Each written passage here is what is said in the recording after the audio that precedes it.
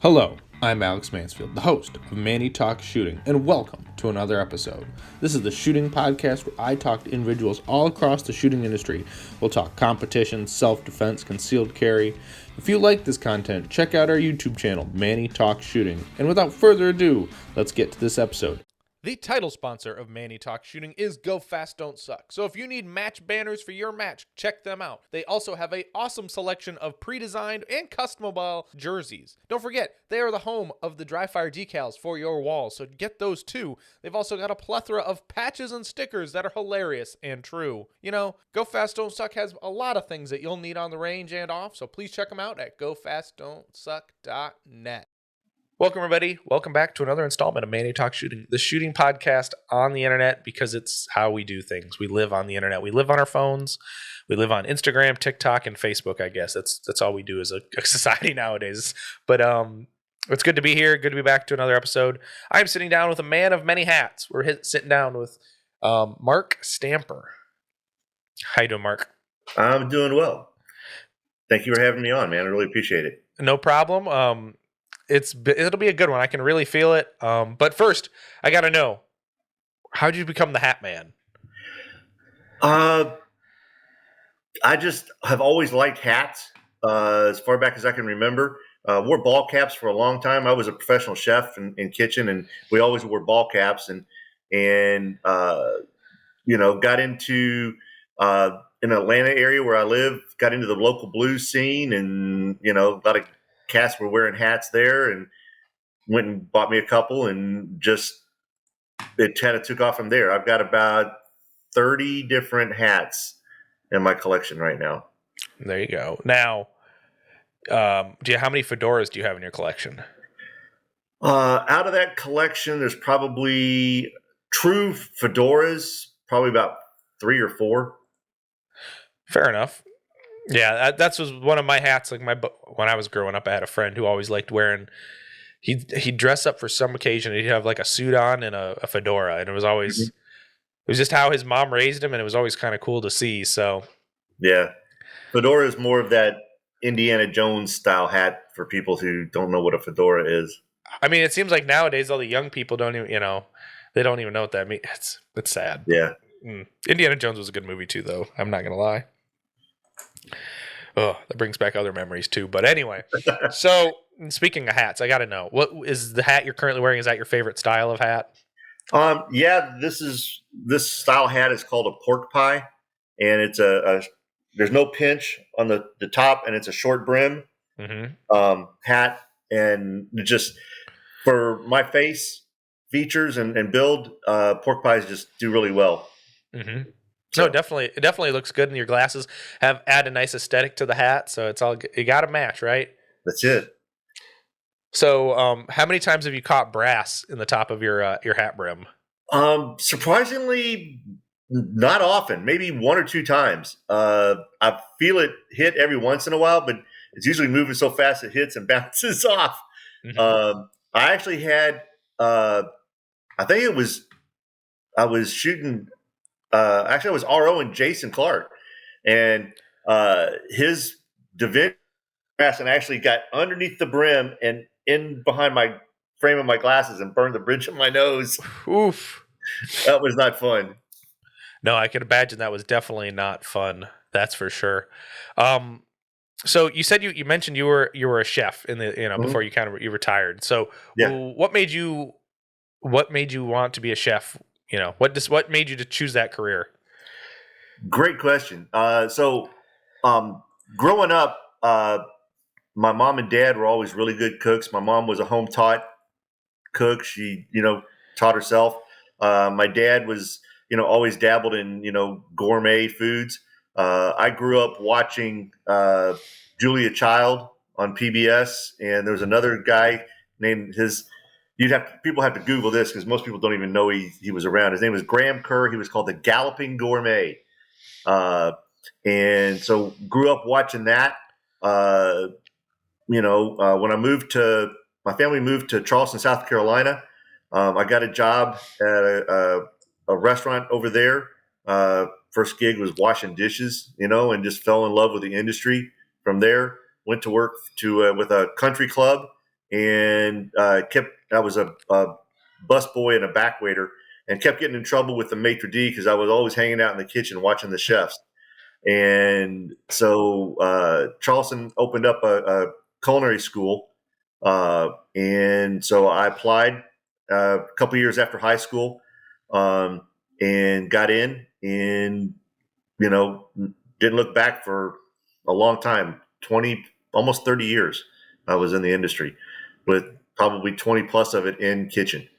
Mm-hmm. So, in the scope of the culinary world, how high did you make it up in the kitchen? Uh, in a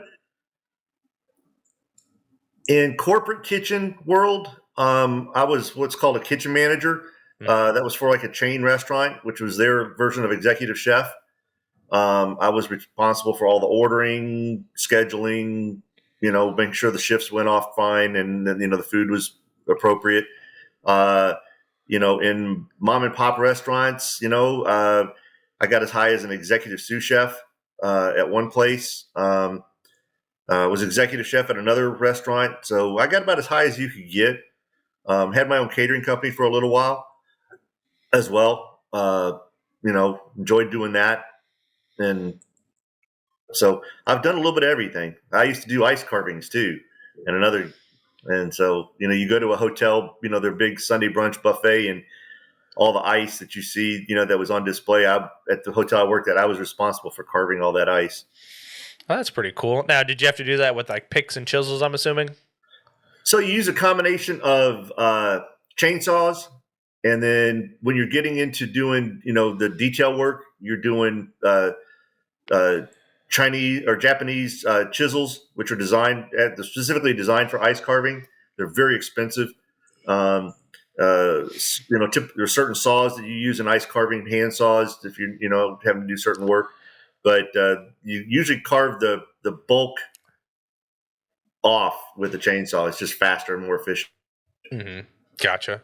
No, and the reason I bring up, your life in the culinary world is, I have a passion for food, right? Like, this was a dream of mine. It's like, go be a chef and go open my own restaurant. But I watch too much Bar Rescue as well. I'm like, I know that restaurants are one of the most failing businesses, and I'm like, and I like free time too. So I'm like, I don't want to work 16-hour days and grind that. Oh yeah, it's awful for relationships. Outside of police and firemen, it has the highest divorce rate in any industry. Mm-hmm. Well, and then also the fact is, it's like I have a passion for cooking, and I'm like, I don't want to lose my passion for having to go to work or be part of my job. So, that's my thing. Is like I like to keep it in the soul and in my passions, not necessarily. I hate this. Why don't It's like. You like say somebody who cleans houses for a living. They don't want to go clean people's houses for a living, and they don't want to come home and clean their own because it's like I've had enough. Oh yeah. I still eat out a lot, but when I was working, I ate out all the time. It was like I don't want to go home and cook. It's like it's what I do every day. And it's a funny thing. People would always go, "Oh man, I bet you just eat like all this amazing food." I'm like, no, I really don't.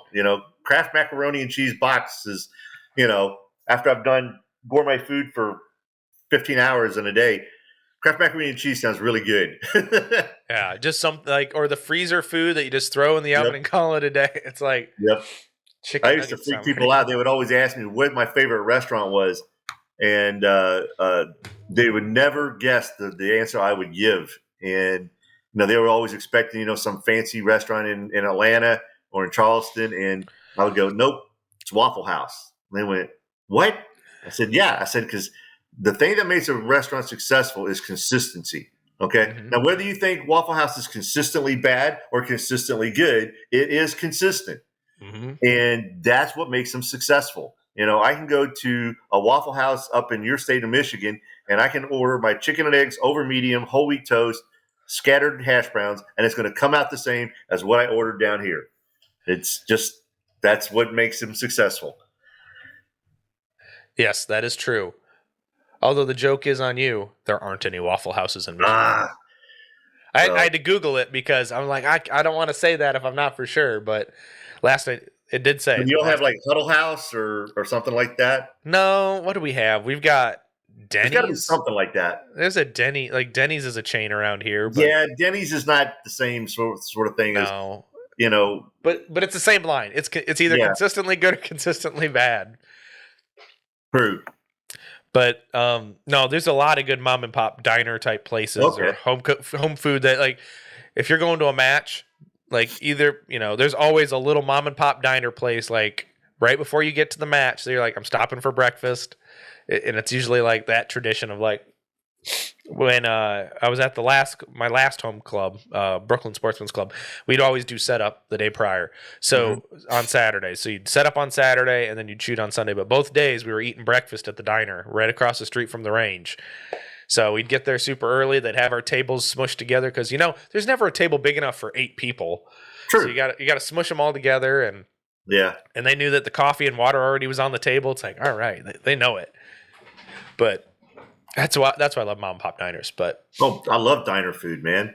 Diner food's a million items on the recipe, and the chef knows every one of them. 100%. The cooks, yeah. And God, you think cooking at home's a thing too, but being a short order cook and you're having to fly out 30 different eggs 30 different ways, and it's like, Lord have mercy. Or you always got to have hash browns going because it's everything's good. I've told people there's two jobs in the restaurant industry I will not do. One of them is a Waffle House cook because I don't have that sort of memory. And when I worked in restaurants, everything came in on tickets, and we could always refer to the written ticket or the printed ticket. And the other thing was a baker. I'm not a baker. Baking is science. I'm not a scientist. Yep. You and me both. I mean, like, the best I can do is bake off a boxed recipe that comes, That's me. I can follow a recipe. Yeah. Okay. So before we dive into shooting a little bit, I want to know, what was your most memorable moment in the culinary world? Oh, wow. Most memorable moment. And there was actually a lot of them. In Atlanta, I got to meet. There's a lot of chefs in Atlanta that have been on, various food culinary shows. Like Food Network stuff and Bravo, Top Chef and things like that. And got to meet Kevin Gillespie down here. That was pretty cool. One of the real big names, and he's passed away, but he came through Atlanta for a while and did some stuff. His name was Paul Bocuse. Paul so getting to meet him was pretty big too. My first executive chef gig,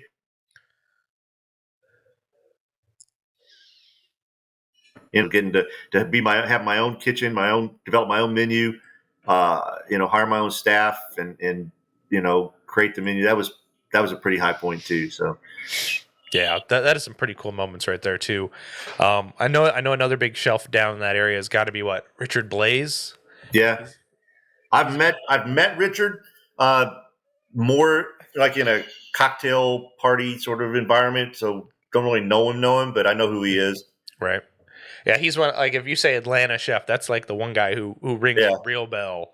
Yeah. But no, that's cool. And that's cool. Sharing a passion of food is so cool too, because everyone has a different taste in food and flavors, but y'all can come back from it. That because food connects to memories with me too, right? Like, someone's their best dish ever, or my grandmother was always known for X recipe, and I'm like, that's always a memory you're always going to have stuck with you. It's like, well, there's actually been scientific studies done that certain food aromas will trigger certain memories and emotions for people.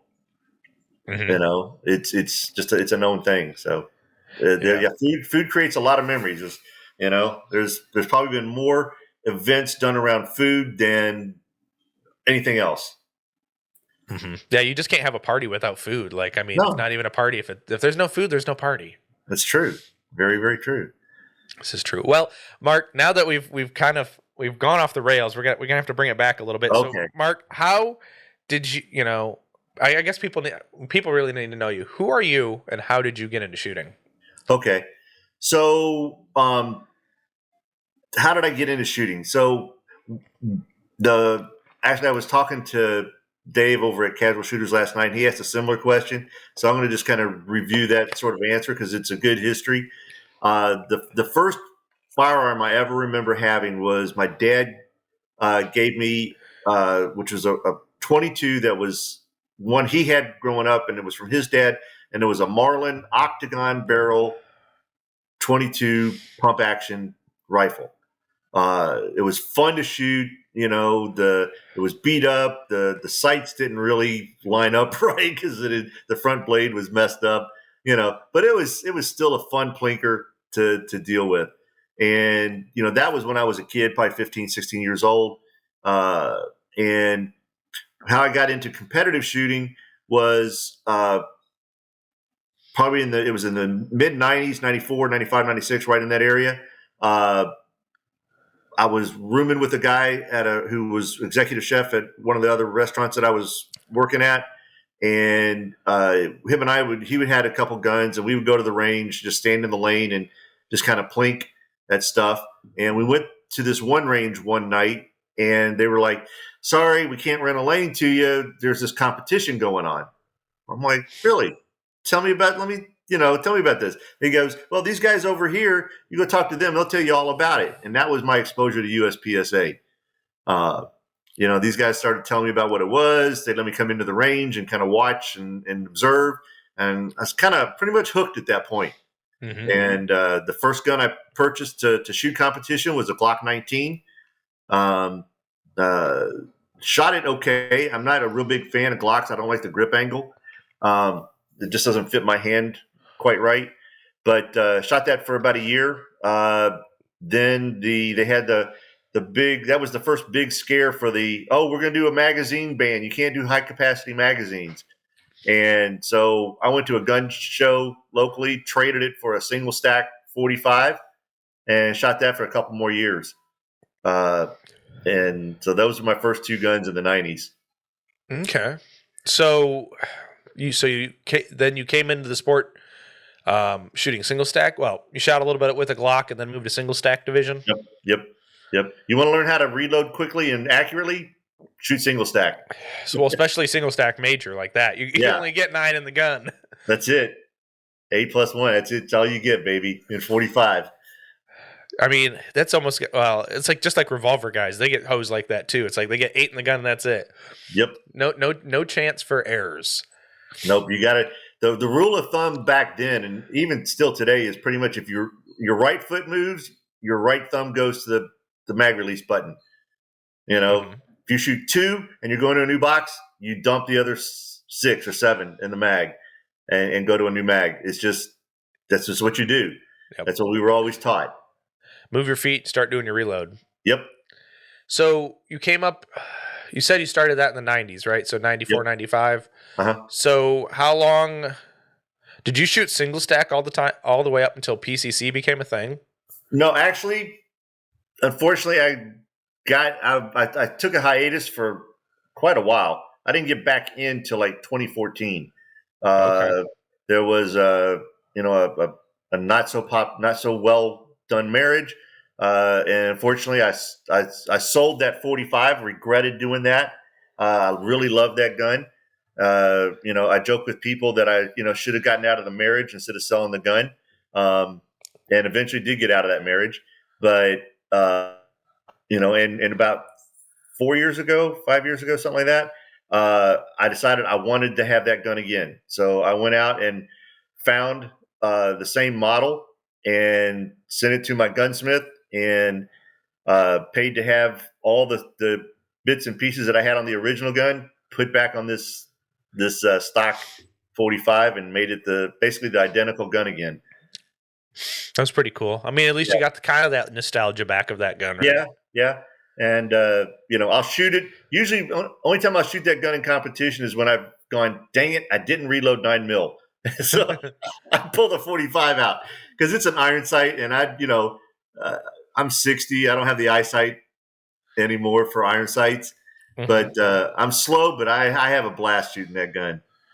Right. Now, when you got back into the sport, were you only shooting USPSA at that point? Yeah.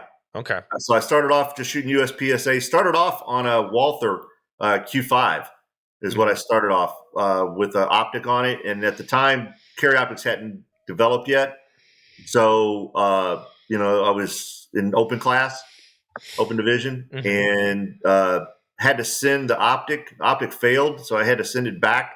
So I didn't have, I was like, I'm not shooting this gun. And so some other guys had been playing around with PCCs. It wasn't an official. I think it was still the experimental division, kind of like limited optics is right now. So I ordered a PCC, and started shooting that, and just really fell in love with it, and just haven't looked back. Sold the Walther to buy a better PCC. Nothing wrong with that, right? Always trading up, right? Never Always. just sell them because you always lose money. But when you're trading up, it's always a good thing. It's always, yes. That's how I just got to explain it to the wife. I can't sell that one. I gotta get something new. It's not just like, and guns never sell for what you hope for either. That's usually how it goes too. It's like you always take a loss on them. It seems like. Yeah. Well, the old joke is, hopefully when I die, my wife doesn't sell my guns for what I told her I paid for them. Yeah. Exactly. Exactly. Oh, don't let her. Oh, my heart hurts for just thinking about that. But so yeah, because the reason I asked that question is I know that GADPA was a thing. It was like a IDPA variant down in the Atlanta area. I shot a few GADPA matches. Didn't like the rule set, and so stayed with USPSA. Yeah, that's pretty cool. That was interesting because that was an IDPA off spin kind of. Correct. It was like a local variant of IDPA. Correct. Who did I hear that from? Oh, I think that was from like David Blanton because he was still in the Atlanta area before he moved to Dallas. So I think that's who I heard that one from. But so that's cool. So you sold the Walther, you got a PCC or a better PCC. What did you end up getting at that point? So started off with one from Diamondback Firearms. This was my first one. Sold that and the Walther and got into a CMMG. And also bought a PSA PCC. Had those for about another year. Didn't like the way they shot overall. A lot of guys in Atlanta were shooting SIG MPXs, so I jumped in that pool and did that for about another year and a half. And at the Two Gun Nationals in 2020, the gun just wouldn't behave. It was like I just rewatched the videos from that match, and like every stage, I was having to do a mag dump, clear a jam, and go to a backup mag. And it's just I had my fill of the SIG. I was tired of the frustration, and sold those and got me two JP GMR 15s now. Yeah, my buddy Harrison, which his episode will drop after this episode. No, he had an MPX and he's finally done with the darn thing. He shot South Carolina and it was like I could have been somebody until my gun barfs. It's just like, and any other PCC or pistol when they have a feed issue, it's a really quick couple seconds and you're done and back in the game.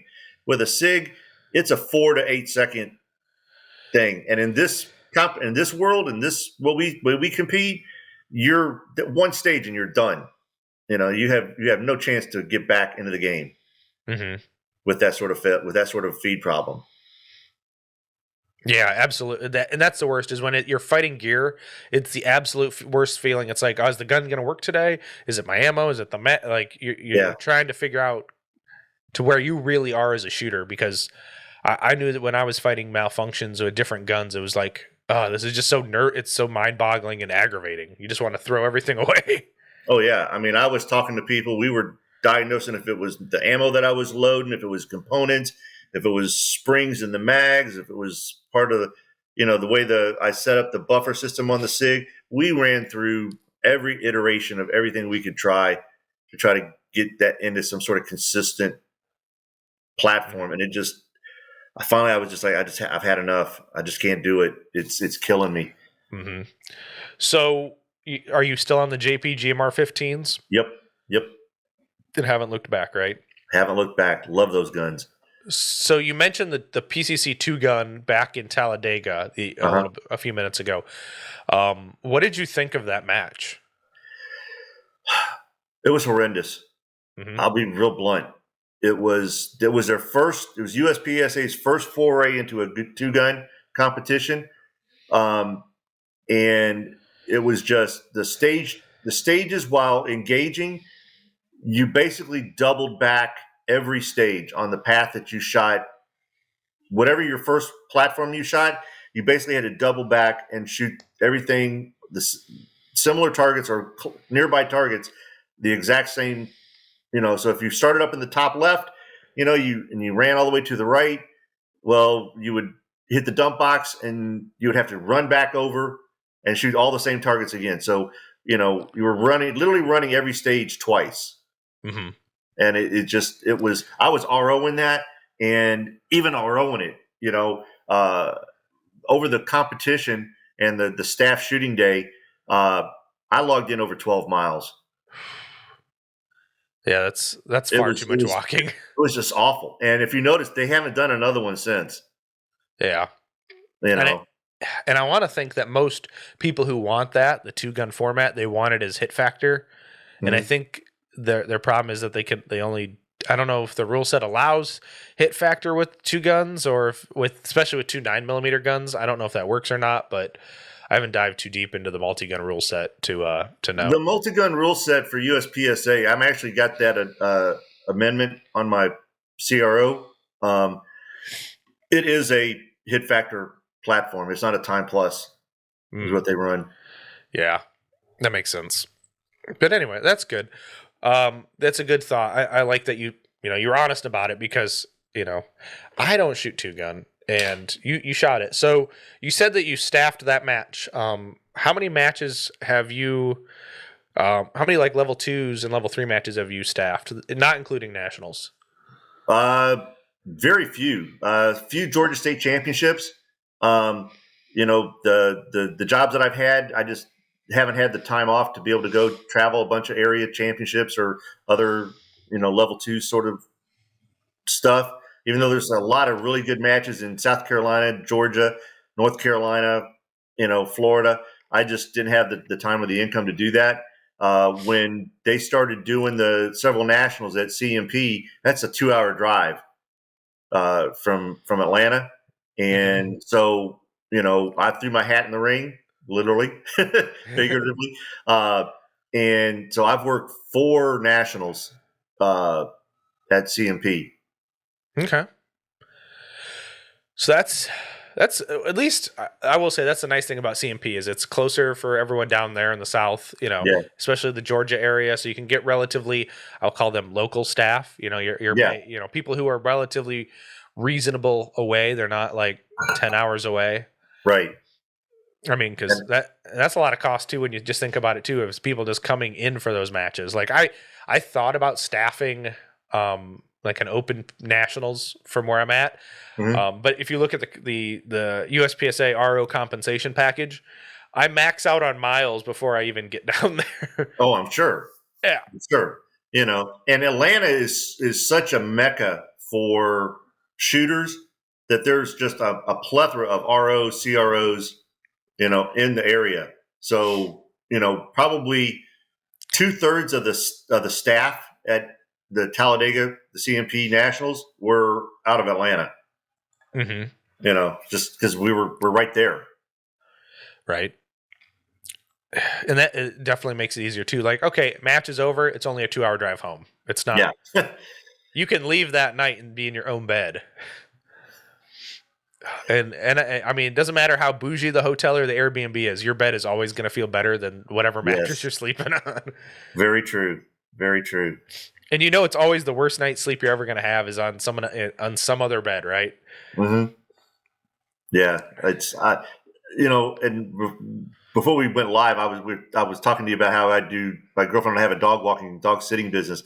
So the first night when I'm dog sitting at one of her clients' homes, the first night is always the worst sleep because it's a strange bed. It's just awful, and you're just like, I want to go home.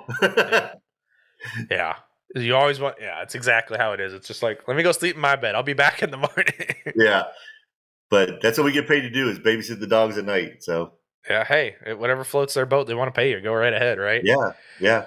So you mentioned Georgia. You worked a couple Georgia states, Mhm. and this is prior to you becoming section coordinator, correct? Yes. Okay. Yes. So in your time, Georgia State, has that always been a staff reset match? No. The first, well, when I got back in the mid 20s, the first two that I worked were competitor reset. Mm-hmm. It wasn't until Riverbend Gun Club hosted that they went to half day staff reset match format.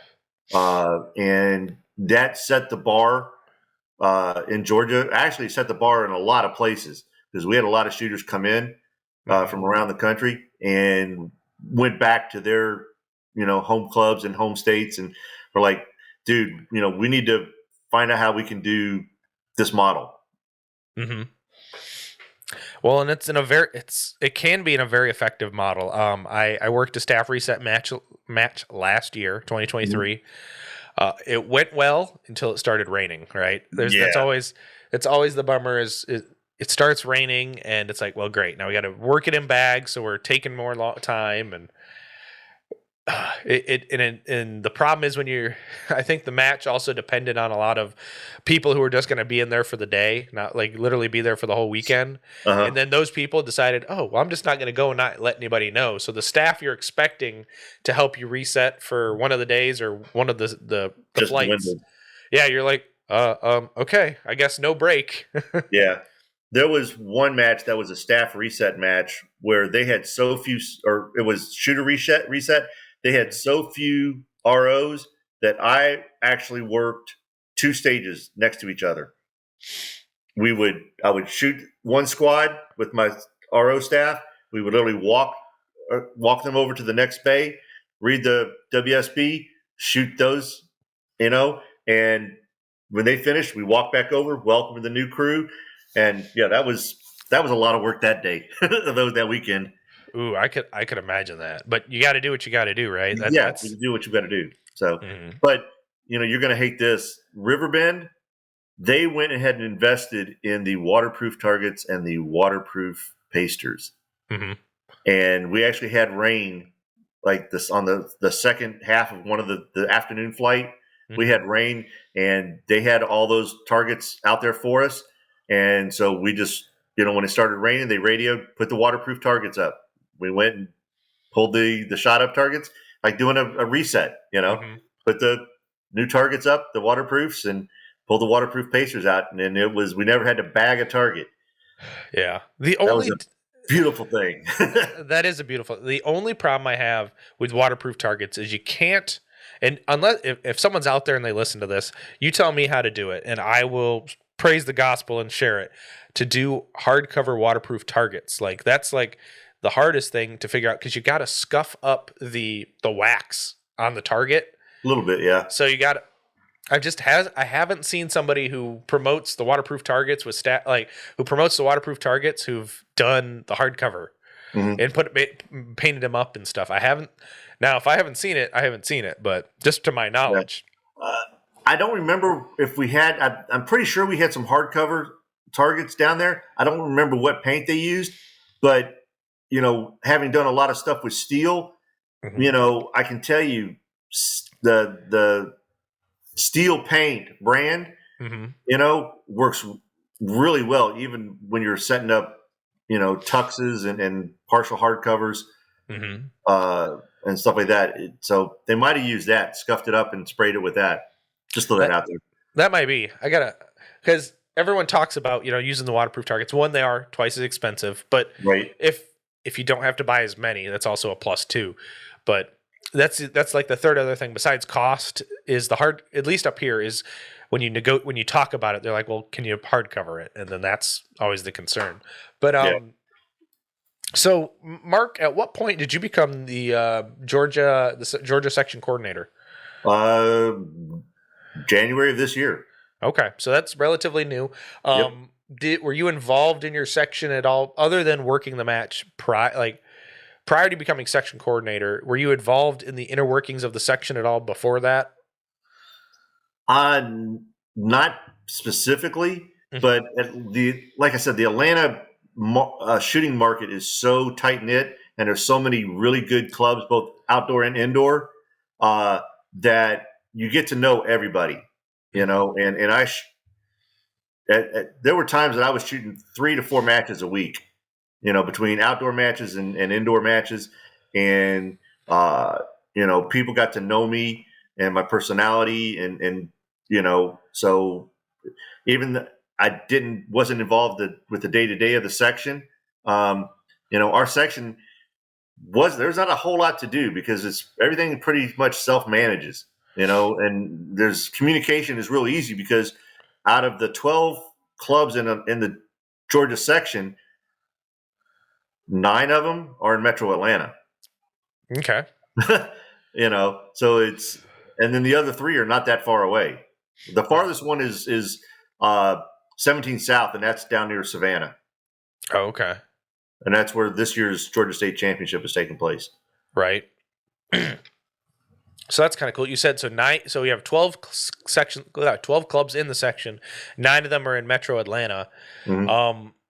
Are there no other ranges that want to participate, or is it just one of those things of they just don't know about the section yet? In the metro area, the clubs that shoot outdoors are shooting in the outdoor ranges that are available. Okay.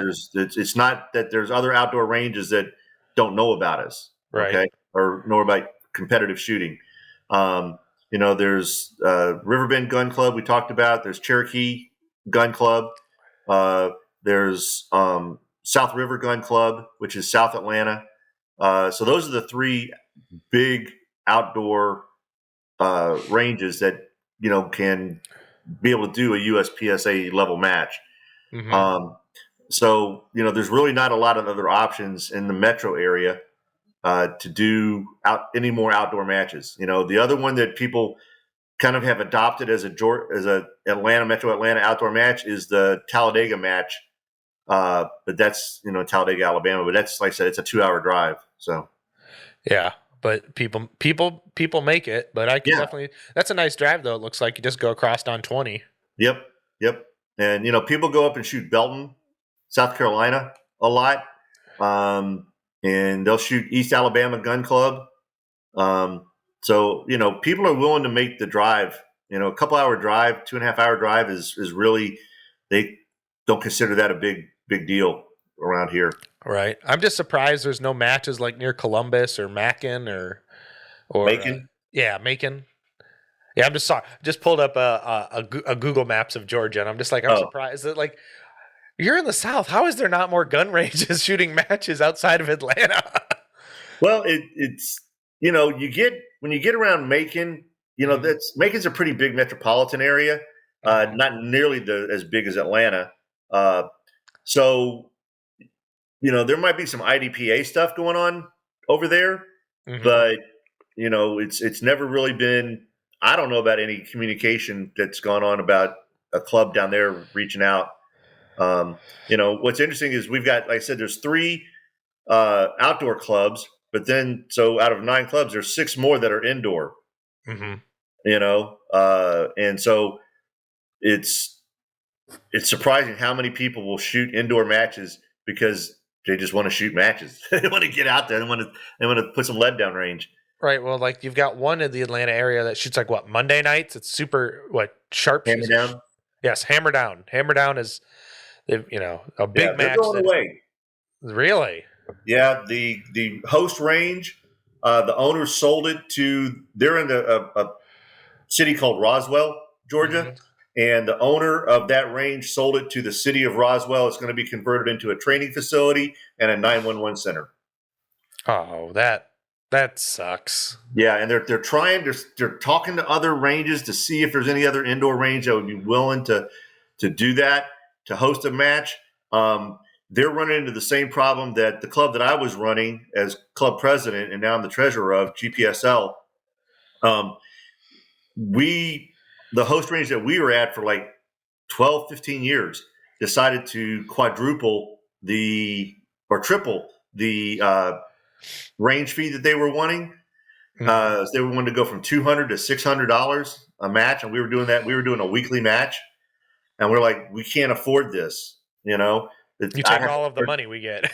Yeah, literally, I would have to charge $50 a shooter, and no one's going to come to the match. No one goes to an indoor match for $50. No one goes to an outdoor match for $50. Right. So speaking of that, there's a club in, middle or northern Ohio, the Midwest Shooting Center. They just but they do it over 2 different Sundays. But they close one of their public ranges, one of their public bays, to do their match. So currently, any non-member is $50. Any member is $30 for the match fee. And I'm just like, if they can fill it, that's awesome. But it's like, that's a very hard penny to swallow to be like, I don't know if I really want to go shoot indoors for $50. Yeah. And drive 2.5 hours. Right. And rent a hotel room. Yeah. So GPSL, like I said, we had to move, and we moved. We're in our second year at our new range. And there was a lot of work to find a range and then negotiate with the range management for a price, explain to them what USPSA was, what we do. And this range has been just awesome to work with. The club is very, very, very welcomed. We're very blessed to have a great relationship with the management and the staff.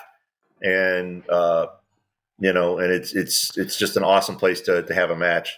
Mm-hmm.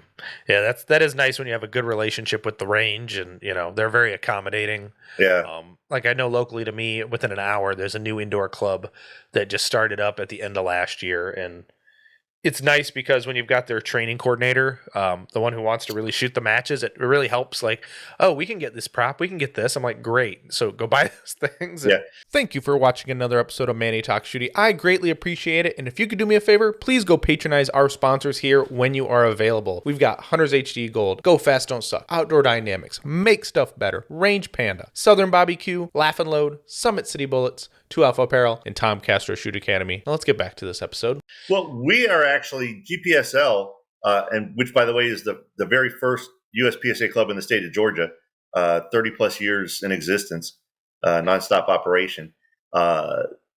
We are a match in a box. We have our own Connex, and so all of our props, everything we need is, walls, everything is in the Connex. And so they actually have this range has a big indoor garage. So they actually let us park our Connex inside their garage.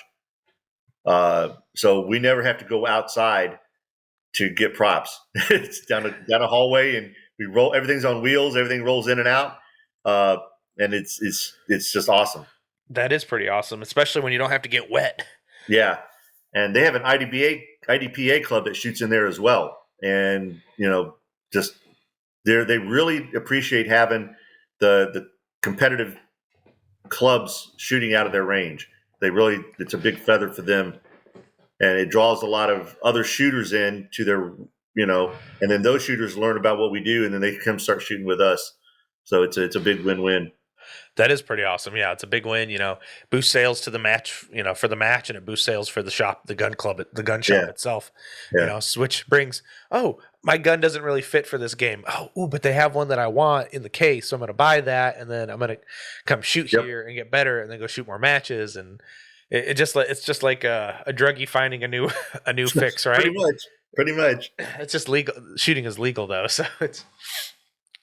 But anyway, so that's cool. And you said you're part of the longest running Georgia club, so that's pretty cool too. Like, yeah, we have so many clubs come and go here up in our state. Like they live for a little bit and then they die off, right? Like, I think we just added our 31st club in the state, but we only have 9 clubs or 10 clubs. Yeah, 9 clubs in our section. So we we have some of the newer clubs around here are in the 30s. So we've had the same sort of attrition, but GA01 is still alive and kicking. And that's pretty remarkable too. That is truly remarkable. So at the beginning of 2024, what made you want to be the section coordinator? Or better question is, how did you become the section coordinator? Okay, so the gentleman who had run the section before, how to be kind. Let's just say that he really didn't have the skill set to run a section and a section match. Mm-hmm. Okay, he did his best. He worked really hard at it, but the first year he did it. They did the state match, and it just didn't come off very well.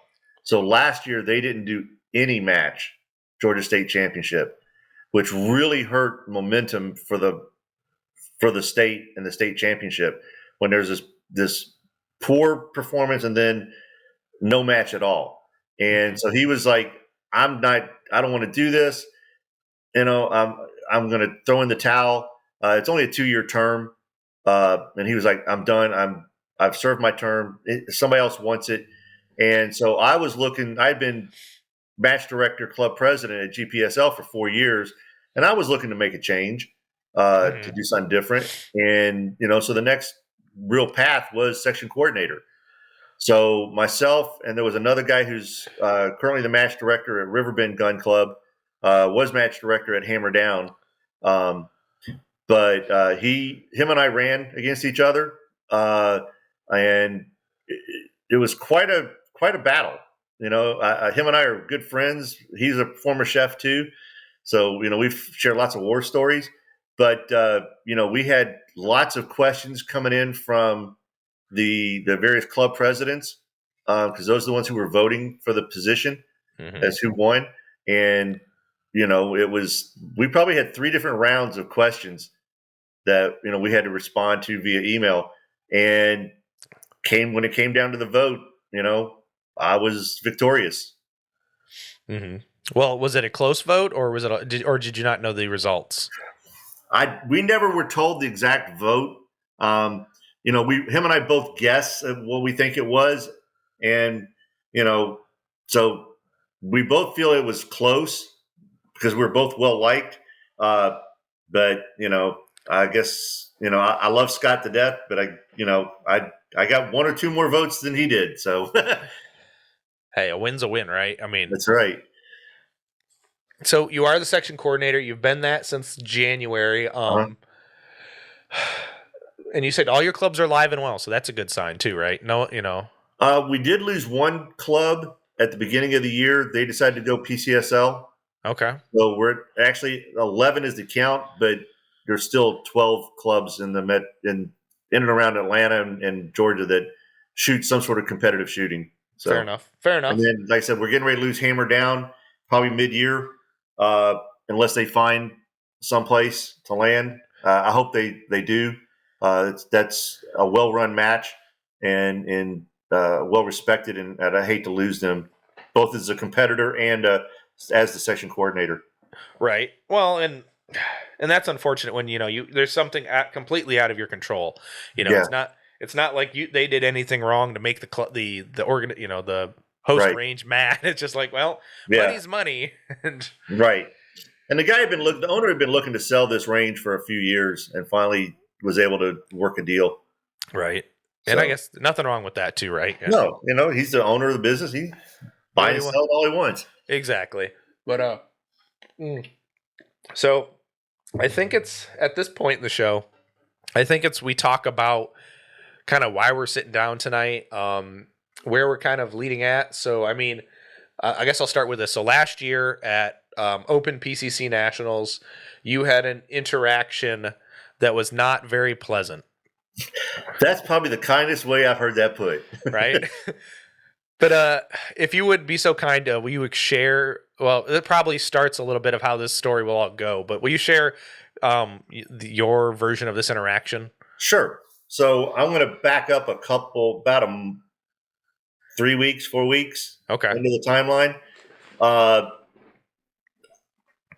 I copied and shared some screenshots that the Practical Shooting Insights had up on their Instagram about the current about the election that was going on, the second version of that got a YML2 in place versus and so I had shared a couple screenshots on my Facebook page. My Facebook page is locked down. If you don't, you can send a friend request, but if I don't know you, and you're just looking from the outside, you don't see anything that's going on in there in that page. Mm-hmm. So I had shared this and thinking it was all private and secured, as it is.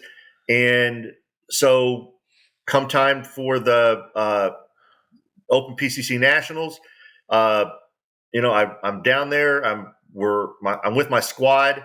Luigi Lee, who was one of the candidates that was running for president, even though this was staff day, he was shooting through with us. Mm-hmm. So he'd have time during the match to, politic, I guess. And so, and there were several other people on the squad, obviously. So we had gotten about a 15-minute delay on our start. I don't know why our squad was behind, but I'm actually getting ready to go to the line. I'm the on deck shooter, but the previous shooter had just finished.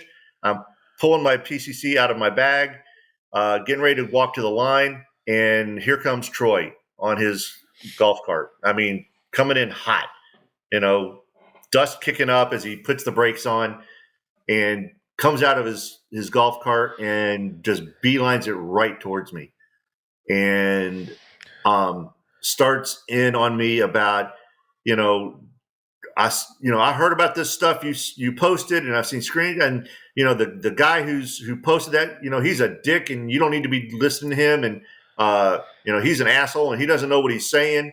And you need to take those posts down. And if you don't, if you don't do it, I'm going to, do you want to, and he goes, do you want to shoot this match? And then he's like, this is like bang, bang, bang, as far as this next set. He goes, do you even want to RO this match? I'll bounce your ass. He says, I don't mind. I'll find somebody. I'll pull somebody else to work the stage you're supposed to work.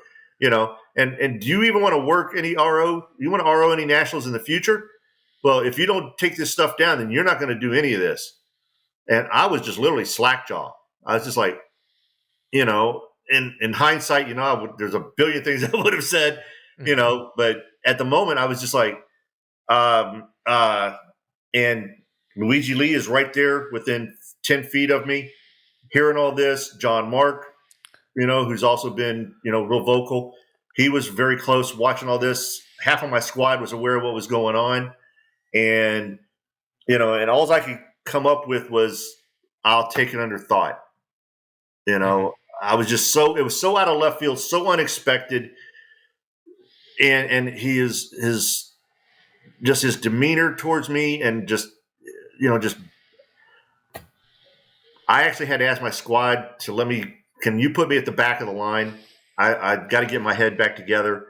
And I never did. I had the worst match I've ever shot anywhere. And because I was demoralized and it was, I was like, and yeah, he did come, later that day and apologized to me and the squad, but it was like somebody forced him to apologize. He didn't do it on his own accord. Someone said, you need to go apologize. He apologized to me again at the staff dinner, and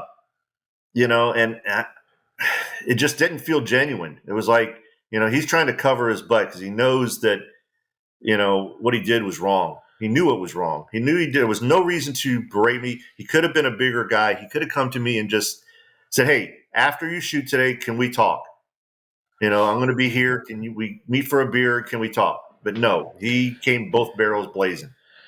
Right. Well, and as you said, you shot the worst match of your life. I mean, it's just kind of like getting news from home. Your puppy died or something, and you're just like, well, I'm kind of stuck at card pooled. I can't leave. It's just in your brain all day. You just can't clear the funk, right? It's kind of like your gun after it's barfed on you, and you're just like, is my gun gonna run all day? And so, and I felt bad for my squad mates because I didn't want to pace targets. I didn't want to do anything. I just wanted to shoot my stage, and just go back to the hotel room. That's all I wanted to do at that point. Mm-hmm. Well, definitely didn't make it an enjoyable experience to, No. shoot a match. Like, that's a lot of stress on one person too, just to have to think about that all day.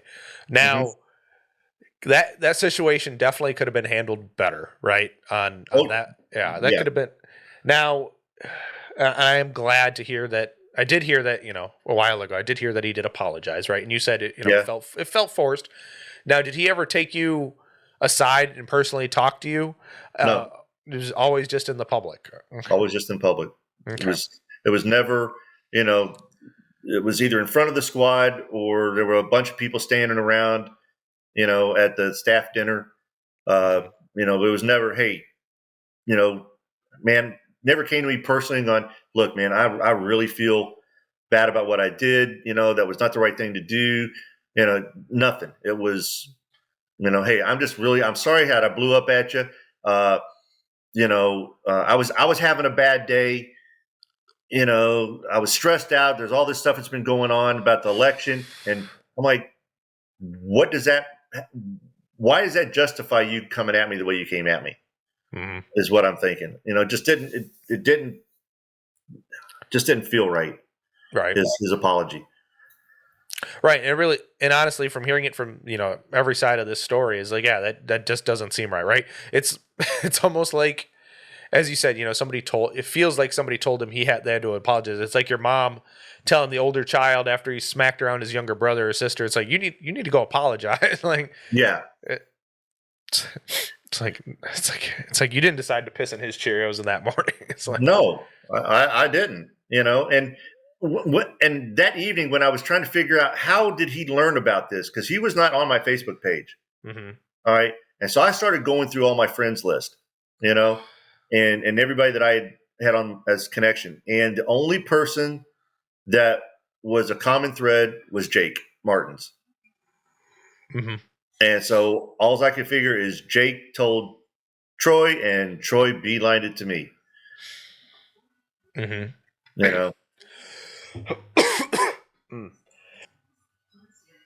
Sorry about that. That's all right. I've been fighting this cold for God doesn't know how long. I just can't get rid of the damn cough. It's like, I feel great, but it's a stupid cough. Sorry, guys. I'm trying to be better about muting the mic. But so fair enough. Now, it seems like, and then we speed forward. Now, if I miss something in this timeline, please stop me. So then we forward in time. The board then gives a punishment, I would say. They suspend Troy for 3 days at his choosing, correct? Is that the next word we hear on this portion? Yes. The 3-day suspension. He gets to choose when he's going to serve it. And he also gets a write-up in his employee file. Mm-hmm. Which is basically a slap in it's a slap in my face. Mm-hmm. And that was what, relatively beginning of this year time frame? Is that when that? Yeah, around there. Okay. Yeah, that's when the board finally met to do something on it. Okay.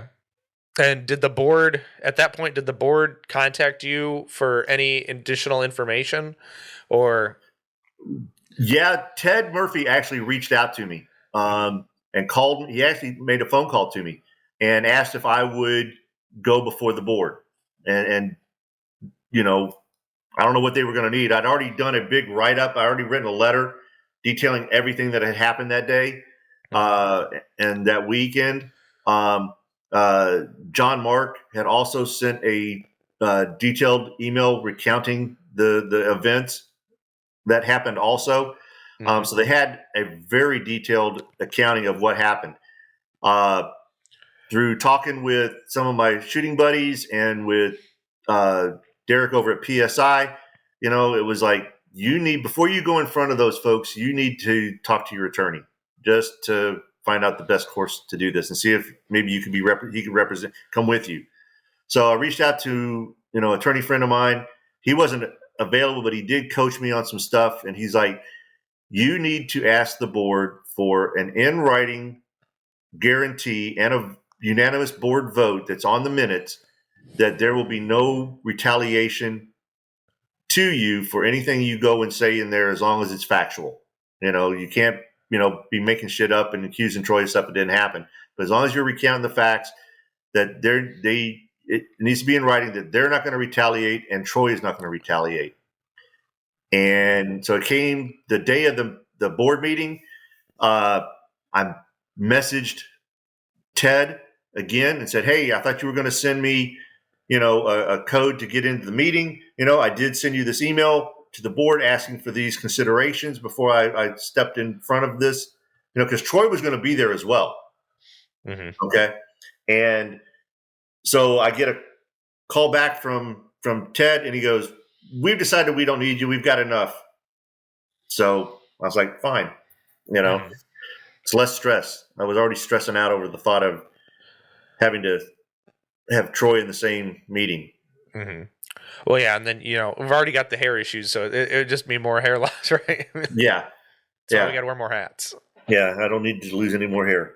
Yeah, that is for sure. So then after now, and then that had to have been October, November. Well, no, because that's right. Because PCC Open was like September timeframe, so that had to have been October, November timeframe where this all played out. Correct? I'm trying to think. Was it that late? Was it? No, they didn't actually come after this till like November. Okay. And then we got into January, where then then the board meetings were able to be live streamed. Yes. Two live streams? Was that? Yeah, part 1 and part 2. Yeah. The same meeting, just 2 sessions. Yeah. So then we had that. And then currently, it seems like the board contacted you a couple days ago. Mm-hmm. That you received an email from Yeeman about attending a meeting later this month. Correct.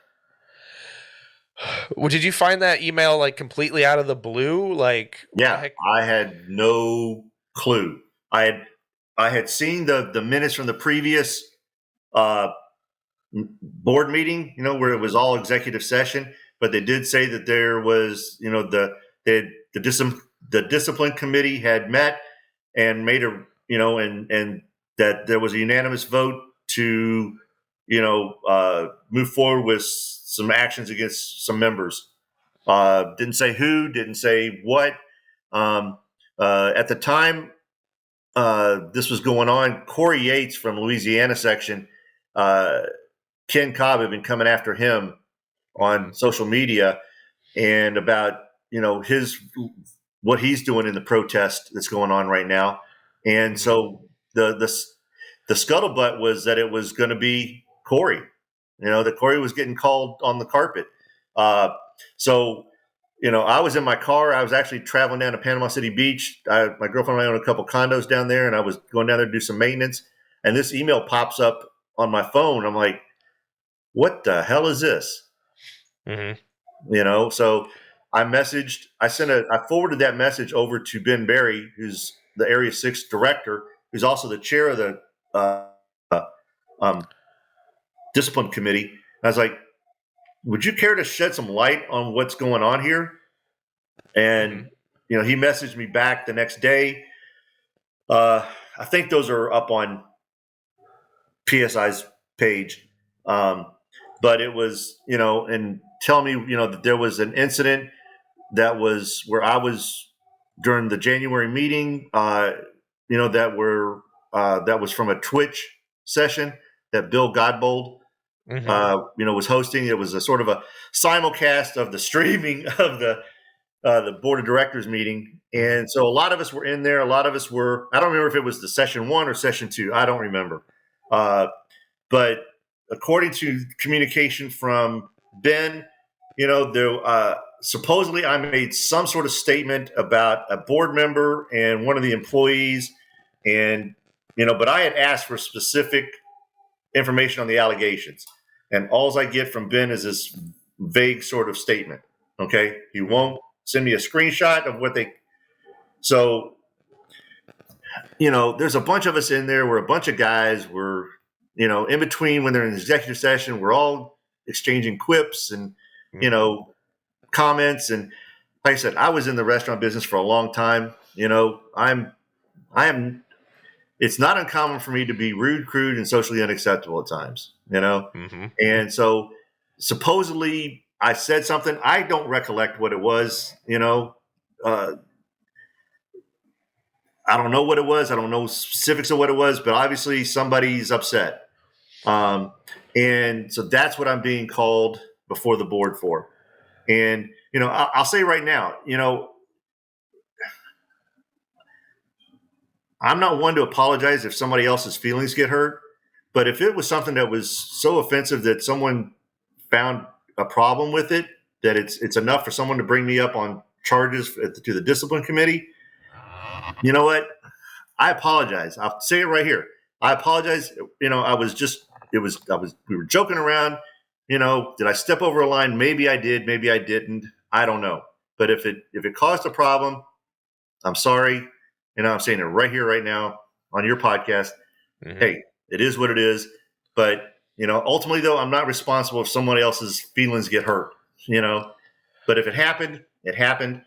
But I don't feel that of all the stuff that was done in those chat sessions on that Twitch channel, how did they single me out?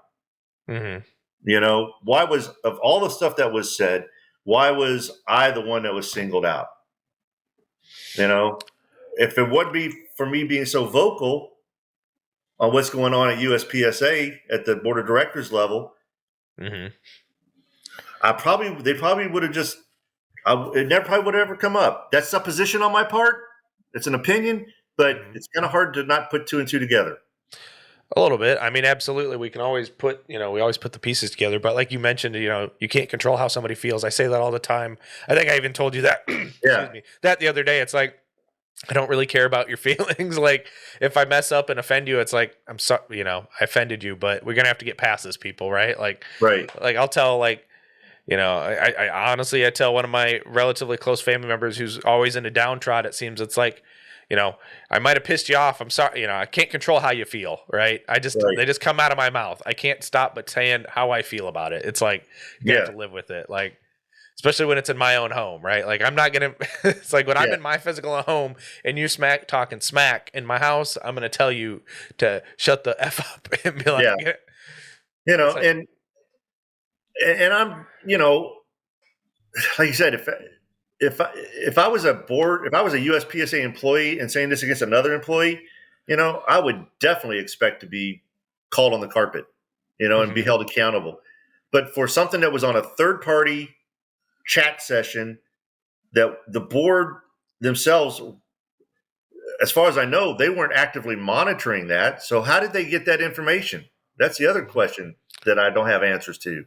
Right. Well, and especially if the VOD, I think they call them VODs over there on Twitch. Like if the live session if the stream isn't saved for later viewing, that's always the thing too. But I'm not a Twitch expert. I'm not a Twitcher either. Like, I might do this. I'm not either. I'm not either. And, I kind of figured out how to get on this thing because I was like, all right, this is kind of boring just sitting here watching this by myself, and then there was something on PSI about, they're doing this thing over on Twitch. I'm like, cool. Well, I can chat with some other guys and, we can all have, make fun of the board. Mm-hmm. Right. Well, and you sit, you drink some bourbon, you drink some beer, you just have a good time. Keyboard warrioring it, right? You just listen to Bill Godbold breathe very heavily into his microphone. And and again, I didn't go in there with the intent of pissing somebody off. It's not like I went, okay, let me figure out how I can really upset somebody. No, it wasn't even in my mindset. Right. You're just there having some fun with people on the internet. And because who wants to sit there during executive session staring at your computer screen? Are they coming out yet? Well, in those two board meetings, press button and hope for the best. Yeah. Oh my Lord. That was the worst experience too. It's like you tried to watch it on your phone and it just kept lagging out, or it was so far behind. Yeah. And then you watch it on the computer. It's no better, really. I mean. Yeah. So, again, if this gets to somebody on the board, I'm sorry. It wasn't my intent. If I'm, like I said, but I'm not responsible for somebody's feelings. Mm-hmm. So, well, and it just proves, if you got somebody's feelings hurt, you do apologize, and it's, you're a bigger person to say that you are sorry for some things too, right? it's not like some people we know in this world who, they're going to be absolutely right and they're never going to step off their stone that they're on, right? Yeah. There's a lot of people like that in this world who are that stubborn they're going to die on their hill. Right. But it does make you a bigger person, and I'm glad you're actually getting out there. You're talking to people about your side of the scenario. I mean, like I said, there is always two sides, but you can't control what the other side feels, or like as you said, can't control their feelings. Right. And it's and I've made the decision after talking to Luigi and some other people, and we kind of ran through what the current board structure is and who's going to vote for this action, who's going to vote for this action. And with the current structure, there's no point for me to go to the board meeting, other than to maybe do this apology. But from what Ben shared with me, there are several members on the board who want to do a more severe discipline, which it doesn't take a rocket scientist to go, that's a suspension and or a ban. Mm-hmm. And so when you do the math, you've got Area 2, you got Lighton. I know he's going to vote to ban or suspend me. Frank Rizzi's going to follow suit with him. Not Frank Rizzi. I'm sorry, Russell Fortney. I apologize. Frank, I'm sorry. I didn't mean you. I mean Russell Fortney. Russell Fortney's going to follow path with him. Ken Cobb has recently shown, that he's probably going to follow suit with him. Area 1 interim is, questionable, but I've heard through some scuttlebutt, and again, this is just opinion, but that Bruce Gary has got his ear. Okay, so he's probably going to vote. So that's 4 votes. And Frank Rizzi, Ben Barry, and we don't know how the Area 5 guy is going to go. But if he went with us, that's 4-3. And there's no reason for Yeeman to vote because all that is going to do is either make a tie or it's going to be 5-3. So, I'm not going to go into a battle that I know I'm going to lose. Right, especially if it goes down to a vote like that. I mean, yeah. And then you won't even be there for the vote because it'll probably be an executive session. Right. I will come in, say my piece, supposedly. They'll have me leave executive, sign out, and I'll either be in the waiting room or they'll just say, we'll get back to you, and then I'll get some official letter in the mail saying, this is what we decided. And so, Ben wants to just have a warning issued. He goes, Ben is of the mind that, the board of directors has no business being internet police. That's a quote from him. Mm-hmm. He says, what's happened he says, while I don't agree with what you said and how you said it, ultimately you're allowed to say what you want to say. It's free speech. And, and he says, but, I'm for a warning. He says, but there are several members who want more severe action. Mm-hmm. So it's not a big reach to figure out what that is. Right. Well, and as we were talking a little bit earlier, I mean, like, it seems like you'd be willing for this to be out completely in the public's eye, right? Mm-hmm. And I mean, it kind of shows that your willingness to, be out in the public is nice too, right? Like, you want to be out there for everyone to see what you don't really care for it to be private or not, No, I'm a grown man, mm-hmm.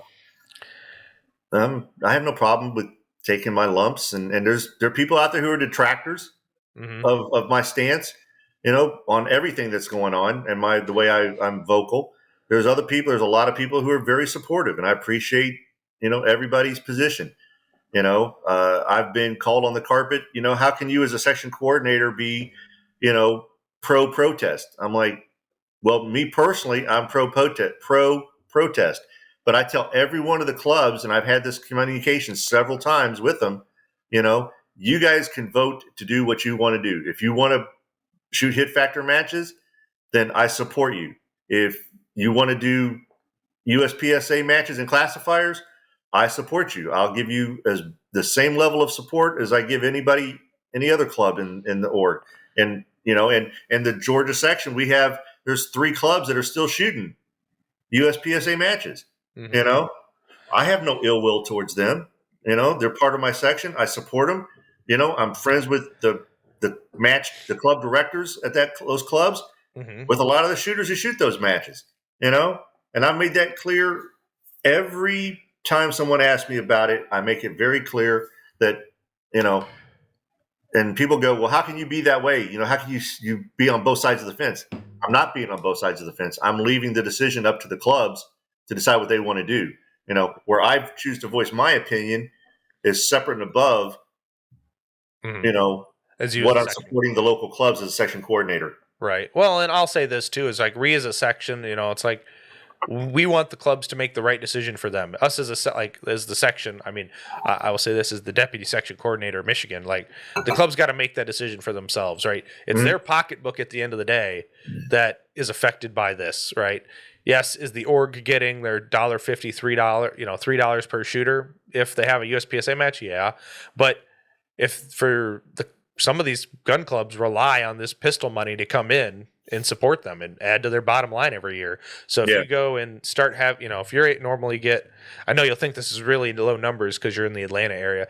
If you normally, at some of our clubs, we only get 35, 40 shooters, and that's for a USPSA match. But say they decide we're going to run a hit factor match and only 10 people sign up, you're in the red. You're making no money.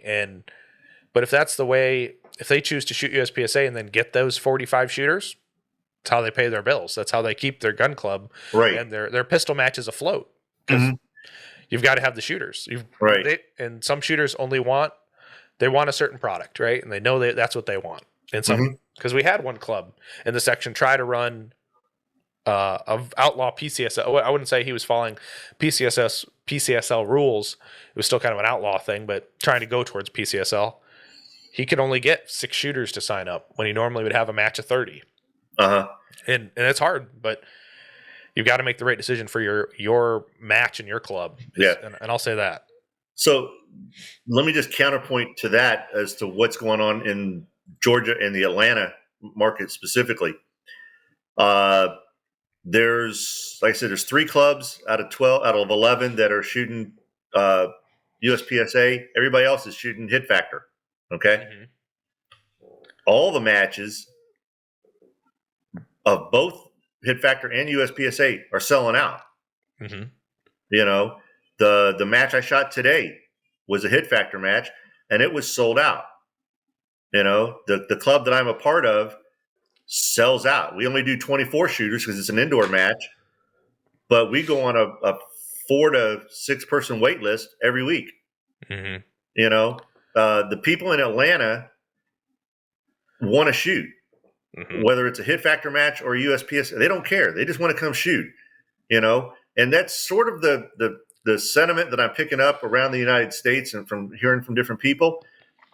But where this has the big, oh my God sort of thing is USPSA board of directors and management is not doing anything to actively try to figure a solution to this problem. And so they're losing out on money. They're losing out on a lot of money because the clubs are still shooting and still selling out in Atlanta, at least, and so there's all this revenue that USPSA is missing out on. And it's just a simple solution when it boils down to it. Just let us know what's going on with the finances of the org. Make some changes to the board. Let's get the bylaws current and up to date, and we'll be happy. There's a lot of places that would like to have Scott back. I don't know if that's going to happen. Well, even just an answer would be nice, right? Just an answer. I mean, and hopefully, hopefully their next meeting. I don't know when it's scheduled. I can't. 22nd. Well, that's a special meeting, isn't it, or is that a regular? No, that's a regularly scheduled. Oh, okay. So the first was the special meeting. Okay. Yeah. Because it was so late. That's right. It was. Yeah, they always do them near the end of the month. Which I think, honestly, we need to go to 2 meetings a month because it just. I agree too, and there's nothing stopping them. There's plenty of time to post agenda. There's plenty of time to make the proper Robert Rules of Order notifications and Delaware law notifications to do twice a month. I think we would move we would get so much more done going twice a month. Well, if you think about it, I think they were meeting twice a month when they were changing the bylaws back in 2021. I think they were meeting more than once a month. Yeah. And I want to say, I think Sherwin even said, I bet there's an old members meeting saying that, but I would have to dig through those old archives of videos. To be honest with you, 2021, I was not neck deep like I am now, so I didn't really pay attention to the board of directors meetings. Mm-hmm. I didn't really get hot and heavy in this until, Troy brought me into this. Mm-hmm. He brought me into this fray. Mm-hmm. And go ahead. Sorry. No, that's fine. But no, I guess not to rebuttal your opinion. I will say, how you were talking about Georgia, every match is selling out. Mm-hmm. At least up here in Michigan, I will say this: seems like every club is fighting for the same 40 shooters up here. So every club is so spread out, but people who like to shoot will go shoot, right? And it just seems like there's only maybe one or two clubs that can get 60, maybe 70 shooters, but that's purely because they are in those metro areas. We've got two clubs in the main metros. But everything else, you're traveling X amount of time, and there's just not a lot of guys who go out and actively shoot. Well, you talk about that and shoot. Everybody's fighting for the same shooter. Mm-hmm. Most of these matches, probably 60% of the shooters are going to multiple matches in a month. It's local clubs have their locals that always shoot their match. Mm-hmm. But then the remaining slots are filled by the guys who will drive anywhere and everywhere for a match to shoot. Mm-hmm. From a D shooter to a GM shooter. Yeah, because they want to go where the competition is and where they have free time and fun, right? Yeah. I'll say this too: is like, as you, if a club, if you're going to shoot, I'm pro you making a decision with your wallet. I'm finally coming out more to say this. It's like, you as a shooter or a match, you got to think with your wallet.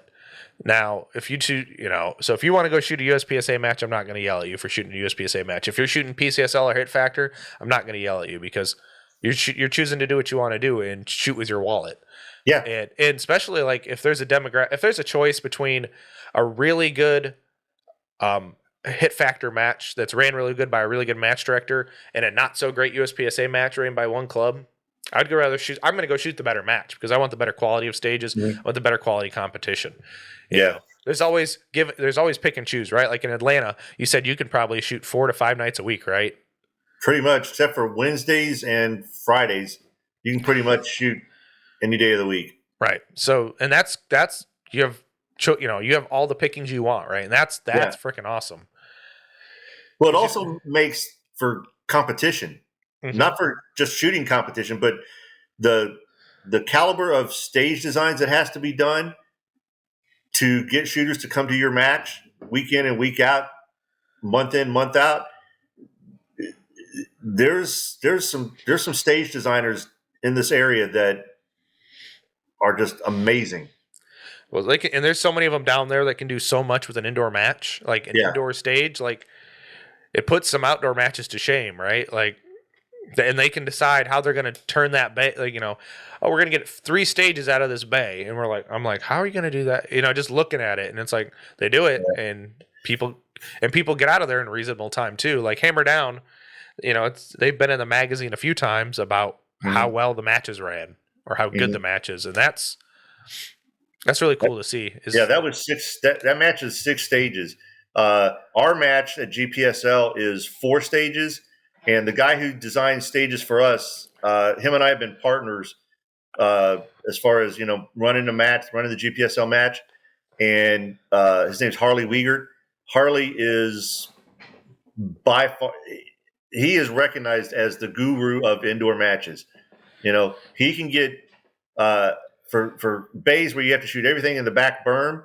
Mm-hmm. He gets angles and presentations and distance shots that everybody goes, how did he figure that out? How does he do that? We're actually lucky that one of the bays at the range, the host range we are shooting at, has tactical walls on 2 sides. So we actually get to mimic outdoor bays indoors. That's really cool. I mean, I wish more ranges had that. It's just, it's not. It's not cheap. It's not cheap, and places don't want to play. Don't want to pay. Right. But the ranges in Atlanta that have tack walls or tack bays, as they're called, a lot of them also partner with various police departments to do training sessions. Mm-hmm. And those guys need that 270-degree sort of ability to shoot. Yep, absolutely, and they're paying for it, so they get to use it and pay for it. So yep, we get the benefit. Right. So, Mark, we're kind of near the time limit for tonight. Sure. Is there anything else you want to leave the listeners with? Yeah. A lot of people have given me some grief and like, well, you're just trying to be out there to have your 15 minutes of fame. No, I'm not. I love USPSA. I love the organization as a whole. I love the sport. I love what the core of what USPSA presents is a phenomenal product. And I just want it to get better. Mm-hmm. That's all I want. I would not be on this soapbox. I would not be on your platform and Casual Shooters platform. And I've done stuff with Ben Stoger. I would not be on those platforms if I wasn't trying to be consistent with the message of myself and the other members of the USPSA. We just want it fixed. Mm-hmm. We just want it better, and we want it to be around for a long time. And, that's the only reason I really got outside. Like I said, Troy's one who got me drug into this, but I've morphed it from that to, I just want the sport to get better. I just want the org to get better. That's what I want people to understand. I'm not doing this for me. I'm not doing this to get my own pats on the back. I want the sport to be better. Mm-hmm. Well, and I agree with you on that. I have 100%. I want this sport to be around here for the next generation of my family to play and shoot and see what I love about it, right? I have the little one always comes down to my dry fire reloading room. She's like, what are you doing? I'm loading ammo. Well, why are you loading ammo? Well, so I can go practice. Why do you want to go practice? Because I want to be better. I want to be better at this sport. I want to do this and have fun, but I want to be good at it too. I don't want her to show up and not have fun and not be good. So she sees the dedication that I have for this, and I want them to be able to experience it too. And that's why I want this sport to be around, because I want to share my passions with them. Yeah. And I love it when we get new shooters at a match, and see them come back and come back and come back and grow and come from an unclassified shooter. And, it's awesome when we see them make Grandmaster. That's incredible, And so, like I said, I just want the sport to survive, and I want to thank you for giving me the opportunity to be on your podcast. I really appreciate it. There's a bunch of other people that you could have had on, and I appreciate the fact that you decided to invite me onto your show. And I truly, truly appreciate it. Love the conversation. And I just wanted to say that as well. No problem, Mark. And Mark, besides I found out some interesting facts about you, you've got a passion for food just like I do. And that's what this show is all about, making connections with the shooters and having everyone enjoy the show and listening to it, right? That's what I want. I want your story to be shared. I want, Joe Schmo's story to be shared. I want everyone's story and where they came from and how everyone can relate to each other shared. That's what this is all about. It's not really about me. I'm the guy who's here every week, but really it's about the community. That's why this show is here. So Mark, brother, thank you for your time tonight sitting down with me. I really appreciated it and enjoyed our conversation. So I want to thank you as well. Well, thank you. Appreciate it. And to the listeners, thank you for watching. Until next time, get out and do the things. I'm going to see you on the next one.